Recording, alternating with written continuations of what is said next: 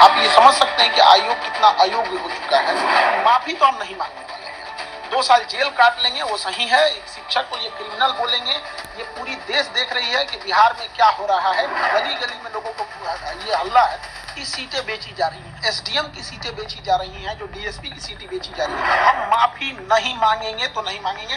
मर जाना कबूल है, जेल जाना कबूल है। बच्चों के लिए लड़े थे, री एग्जाम बीपीएससी कंडक्ट करा लेता है तो उसके लिए बीपीएससी जो कहेगा वो हम कर लेंगे, छोड़ेंगे नहीं किसी को भी। बच्चों के भविष्य के साथ खेलने का अधिकार किसी को नहीं है। अगर कोई राजनेता आ रहा है तो उसे वो भगाएगा तो नहीं। और ये राजनीतिकरण क्यों हुआ है? माननीय मुख्यमंत्री इसमें हस्तक्षेप नहीं किए। यदि वो 2 दिन 4 दिन के अंदर, 1 हफ्ते के अंदर हस्तक्षेप कर लेते तो किसी को राजनीतिकरण नहीं होंगे। देखिए, बीपीएससी ने कई सारे ऐसे बयान जारी किए, ऐसे नोटिफिकेशन जारी किए जिससे भ्रम की स्थिति पैदा हो गई। और अध्यक्ष महोदय ने स्पष्ट कई मीडिया में और अखबारों में कहा था कि वो जरूरत लगेगी तो नॉर्मलाइजेशन करेंगे, और कभी लगता था करेंगे नहीं करेंगे, इसी को लेकर प्रोटेस्ट हुआ था। तो उन्होंने हमारे 5 सेंटरों को इसे नोटिस भेज दिया।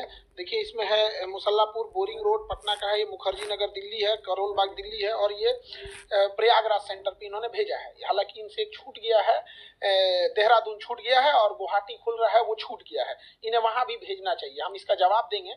और इसमें कहा गया है कि हमने बच्चों को भड़का दिया यहाँ पे, जो कि सरासर गलत है। आप ये समझ सकते हैं कि आयोग कितना अयोग्य हो चुका है। हम बच्चे को कैसे भड़का सकते हैं जो बच्चा खुद बीपीएससी का एग्जाम देने जा रहा है, एसडीएम डीएसपी बनने वाला है। यहाँ पर इनके गलत एक्शन की वजह से वो अपना विरोध संवैधानिक अधिकार के लिए मांग करने वहां गए थे।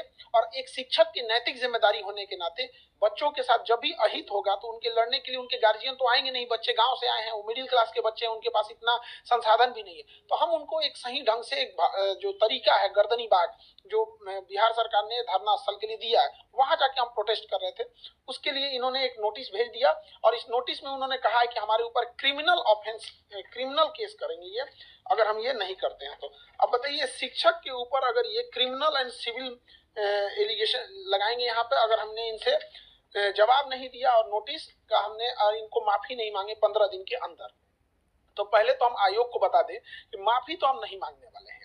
2 साल जेल काट लेंगे वो सही है। एक शिक्षक को ये क्रिमिनल बोलेंगे, ये पूरी देश देख रही है कि बिहार में क्या हो रहा है। हम कोई अपने लिए नहीं लड़ने गए थे, विद्यार्थियों के हक के लिए लड़ाई लड़ने गए थे यहाँ पर। और जो पूरे बिहार में एक प्रचलन है, सारे जगह ये गली गली में लोगों को ये हल्ला है कि सीटें बेची जा रही हैं। हमने इसी चीजों को दोहराया है और आयोग इस पर स्पष्टीकरण करे कि आखिर ऐसा क्यों हो रहा है, स्केलिंग क्यों करेगा आयोग यहाँ। और उनका कहना है कि सार्वजनिक रूप से माफी मांगे।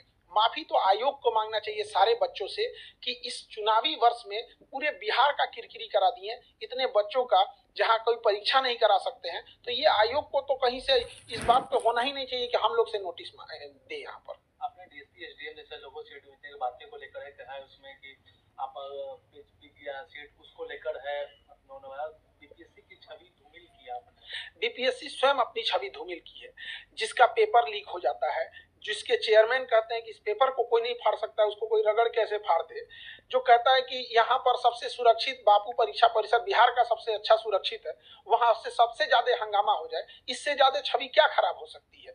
आरा में पिछले साल पेपर लीक हो गया, इस साल ऐसे हो गया यहाँ पर, तो इससे हम क्या छवि खराब करेंगे। दूसरा कि जो एसडीएम की सीटें बेची जा रही हैं, जो डीएसपी की सीटें बेची जा रही हैं, ये तमाम मीडिया में चले हुए चीजें हैं। तो एक जिम्मेदार नागरिक होने के नाते और एक विद्यार्थियों का शिक्षक होने के नाते ये मेरा कर्तव्य बनता है कि हम इसको और बड़े मुद्दे पर उठाएं ताकि इस पर जांच हो सके। यदि ऐसा नहीं है तो नार्को टेस्ट कराया जाए। हम यही कहते हैं कि देश में हम भी इतने दिन से पढ़ा रहे हैं, ये जांच और उसकी रिपोर्ट कब जांच होती है, कब रिपोर्ट दब जाती है, किसी को नहीं पता चलता है। पूरी मीडिया के सामने नार्को टेस्ट कराया जाए, उसकी दवा भी हम दे देंगे, सोडियम पेंटोथेल, वो नार्को टेस्ट किया जाए, हमारा भी कराया जाए मीडिया के सामने। अध्यक्ष महोदय हो जाए, सचिव महोदय हो जाए, कौन गलत है कौन सही है ऑटोमेटिक पता चल जाएगा। हम माफी नहीं मांगेंगे तो नहीं मांगेंगे। मर जाना कबूल है, जेल जाना कबूल है। बच्चों के लिए लड़े थे, उनके लिए माफी नहीं मांगेंगे, क्योंकि हम अगर माफी मांग ले तो खान सर नहीं झुकेंगे, वो बच्चों का स्वाभिमान झुक जाएगा जो लड़कर अपना अधिकार मांगे थे। फिर कोई बच्चा लड़ने के लिए नहीं जाएगा। रही बात बच्चों के री एग्जाम की, अगर आयोग बच्चों के हित को ध्यान रखते हुए री एग्जाम कंडक्ट करा देता है। दोबारा बोलते हैं री एग्जाम बीपीएससी कंडक्ट करा लेता है, तो उसके लिए बीपीएससी जो कहेगा वो हम कर लेंगे। बच्चों के हित में ध्यान रखने के लिए जो सजा है वो हम कबूल कर लेंगे, चाहे आयोग कुछ भी कहे, लेकिन ऐसे तो माफी नहीं मांगेंगे। आगे अब खान सर क्या करेंगे? इस नोटिस का जवाब देंगे और एक बीपीएससी को भी नोटिस भेजेंगे कि आपने पूरे विद्यार्थियों को 5 लाख स्टूडेंट को मेंटल ट्रोमा में रखें। वहां पे कभी इनको लगता है, कभी इनका मन करेगा ऑप्शनल हटा देंगे, कभी 5 ऑप्शन डाल देंगे, कभी 4 ऑप्शन डाल देंगे, कभी एक ट्वीट खेल देंगे, कुछ से कुछ बोलने लगेंगे। इनका अध्यक्ष साहब का कहना था मैं एग्जाम के लास्ट मोमेंट में डिसीजन ले सकता हूं कि नॉर्मलाइजेशन होगा कि नहीं होगा। तो बाहर में आके हम लोग क्या बोले? हम शिक्षकों को इन्होंने ये समझाने की नहीं कोशिश की थी, बल्कि ये थोपने की कोशिश की थी कि हम नॉर्मलाइजेशन करने जा रहे हैं, आप बच्चों को समझाइए। तो हम क्यों इनके डिसीजन को भागी बनेंगे? हमने इनसे यही कहा था कि आप बच्चों से बात करके बैठ लीजिए। तो इन्होंने कहा कि ठीक है, आप बच्चों को समझा दीजिए कि 15 नवंबर को हम एक बच्चों की मीटिंग बुलाएंगे। हम लोग के तो वैल्यू का हम लोग तो बोल दिए कि आयोग बोले हैं कि 15 नवंबर को मीटिंग बुलाएंगे। क्या इससे आयोग की मंशा पर उसकी छवि धूमिल नहीं होती है? तो ये सब चीजों में आयोग को सोचना चाहिए। क्या अब आगे आप क्या गवर्नर या किसी बड़े डिग्निशन से क्या आप बात? अब हमारा तो यहाँ पे है, गवर्नर साहब से यहाँ पे फाइल रेडी है और मुख्यमंत्री साहब से। अब हम गवर्नर और मुख्यमंत्री साहब के पास जाएंगे इसको लेके, और हाईकोर्ट में हम बहुत पहले जा चुके हैं। हाईकोर्ट में पिटीशन लगा दिए थे हम 16 दिसंबर को ही।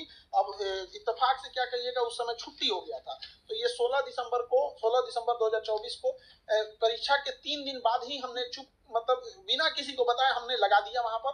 लेकिन ये कहिए कि बच्चों के या किसके कहिए कि हाईकोर्ट छुट्टी पे चली गई। तो हम ये तीनों जगह अब जाएंगे, हम छोड़ेंगे नहीं किसी को भी। बच्चों के भविष्य के साथ खेलने का अधिकार किसी को नहीं है। वो बच्चे मिडिल क्लास से आ रहे हैं, कोई गरीब है, वो देख रहा होता है कि गलत हो रहा है, लेकिन ऐसा नहीं है कि उसको होने देंगे। इसकी सीबीआई जांच होनी चाहिए। सीबीआई जांच जाए अपने जगह पे, नार्को टेस्ट सबसे जरूरी है। आप सीबीआई जांच की मांग कर रहे हैं? हम सीबीआई जांच करते हैं, सबसे पहले हमसे शुरू करें, वरना आयोग का उसके बाद अध्यक्ष पे जाए। पहले हमारे से स्टार्ट कर ले, नार्को टेस्ट कर ले, फिर अध्यक्ष से। क्या कौन झूठ बोल रहा है, कौन सच बोल रहा है, सब सामने आ जाएगा। यहाँ पे संवैधानिक जगह पे बैठ के संविधान की रक्षा करनी चाहिए, देश की भविष्य का। इससे पहले अतुल प्रसाद भी थे, इतनी बड़ी परीक्षा कंडक्ट कराएं, इस तरह का तो एलिगेशन उन पे नहीं लगा। ये एक एग्जाम कंडक्ट कराने में पूरी तरह से धज्जी उड़ा दी है बीपीएससी का। क्या अब आगे, क्योंकि ये भी कहा जा रहा है क्योंकि छात्र जो लोग धरना स्थल पर बैठे थे, अभी कहें कि बिहार का धरना देने का जगह धरना स्थल है, तो धरना स्थल से कई गांधी मैन कुछ नेता लेकर आरोप ये लगा कि छात्र को है वो कमजोर करने की कोशिश की। इस आंदोलन को कुछ शिक्षक लोगों ने किया, कुछ नेता लोगों ने किया, आरोप तो ये भी लगे। देखिए, आरोप जो लगाया जा रहा है, बच्चों की समस्या समझिए। एक बच्चे के साथ अन्याय हुआ है, उसका पटना में कोई नहीं है, तो कोई भी उसके ऊपर हाथ सलाह देता है तो उसको लगता है कि मेरा अपना है।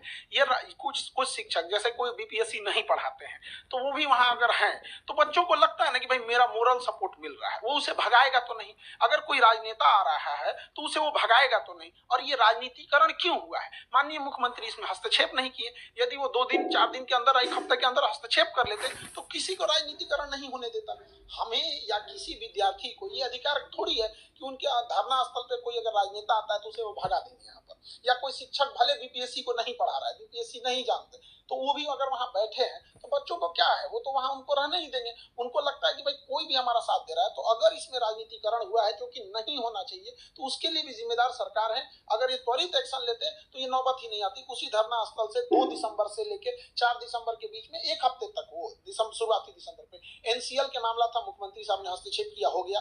6 दिसंबर को नॉर्मलाइजेशन खत्म था, हो गया। यहाँ भी हस्तक्षेप करते तो नहीं होता। ये चुनावी वर्ष है, मुख्यमंत्री साहब को भी सोचना चाहिए कि बच्चों के भविष्य में सोचेंगे तो बच्चे भी अच्छा करेंगे।